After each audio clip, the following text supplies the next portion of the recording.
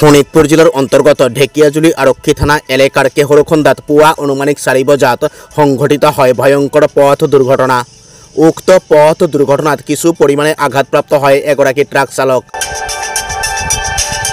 উল্লেখ্য যে ঢেকিয়াজুলি আৰক্ষী থানা এলেকাৰ কেহৰখন্দাত নিয়ন্ত্ৰণ হেৰুৱাই 15 নং ৰাষ্ট্ৰীয় ঘাইপথৰ পৰা খাৱৈত বাগৰিল সামগ্ৰী কঢ়িয়াই অনা এখন প্ৰকাণ্ড ট্ৰাক। ফলত ট্ৰাকখনৰ চালক কিছু পৰিমাণে আঘাতপ্ৰাপ্ত হোৱাৰ লগতে ট্ৰাকখনৰ বিস্তৰ ক্ষতিসাধন হয়। পুৱা 4 বজাত অলপ তীব্ৰ বেগত আহাত ইয়াত কেহৰখন্দাত গাড়ীখন পাল্টি খাইছে, ড্ৰাইভাৰ অলপ আহত হৈছে আৰু আমাৰ ঢেকিয়াজুলি আৰক্ষী থানাৰ এৰিয়াত মানে হেৰি হৈছে, ঘটনাটো হৈছে আৰু এতিয়া এইখিনি লোকে আৰু হেৰি মানে গম পোৱা গৈছে আৰু